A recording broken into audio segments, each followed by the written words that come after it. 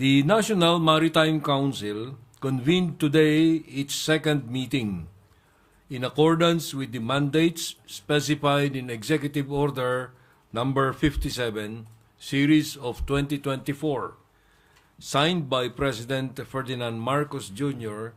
last March 2024. The meeting was also called in light of the recent developments in the West Philippine Sea. The executive order aims to strengthen the Philippines' maritime security and maritime domain awareness through the enhanced coordination of the National Maritime Council, the Presidential Office for Maritime Concerns, the National Maritime Center, and the National Task Force West Philippine Sea. As President Marcos Jr. stated in his keynote address at the Shangri-La Dialogue in Singapore, we must explore all means to protect our sovereign home to the last square inch, to the last square millimeter. Against the backdrop of continuing tensions in our maritime zones, we will not yield and we will not be deterred from fulfilling this duty. The maritime challenges of the Philippines do not only concern our defense and foreign affairs institutions. They also affect different sectors such as agriculture, fisheries, environment, energy, local governance, transportation, and justice. Therefore, managing our maritime concerns requires effective cooperation among various government agencies. I hope that the National Maritime Council reflects this reality. The Council recognizes a peaceful, stable, and prosperous West Philippine Sea and South China Sea is still a distant reality. As a result of the meeting today, the Council agreed on policy recommendations for the President's consideration. Among these recommendations is the announcement of the rotation and reprovision missions to the BRP Sierra Madre in Ayungin Shoal, which shall remain routinary and will be scheduled regularly. Security challenges remain in our waters beyond the West Philippine Sea.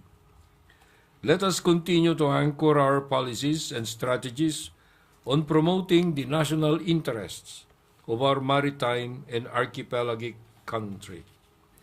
Maraming salamat. National leadership view these incidents with concern, and that's the reason why the National Maritime Council was convened this afternoon. This is the second instance that the National Maritime Council convened and came up with policy recommendations for the President's approval and consideration. And we will be awaiting for the guidance of the President as regards to the policy recommendations that we submitted this afternoon. The President has always been composed, and immediately he asked the concerned cabinet secretaries to discuss the matter with him, and that's also the imprimatur why we had this National Maritime Council convened today. Were there any efforts so far to reach out to China? Well, those are matters that pertain to a proper office, the Department of Foreign Affairs, and we have yet to receive feedback from the relevant officials of the Department of Foreign Affairs. But reaching out is always a means to look at the situation, to resolve any pending issues or concerns. Just last That's lang. Is the government thinking of elevating this to a higher international body, this latest incident? There is no, that's not yet in consideration, no? Because I think this is a matter that can easily be resolved very soon by us, and if China wants to work with us, we can work with China.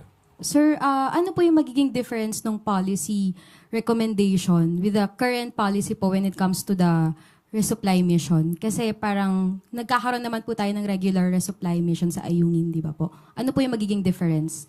Well, we just don't know that if the reason for this is there was no prior knowledge on the part of China that we were resupplying. They knew that we had to resupply, that we were resupplying. It's just a normal, routinary matter.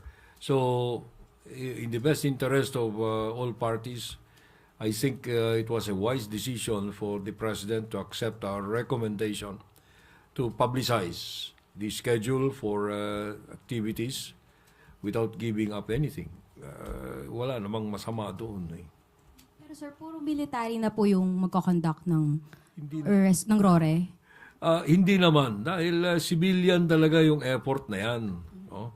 But you must realize also that the people who are there in Sierra Madre are military components. So if ever there is a rotation, no? Rotation ang tawag doon, you replace those people there.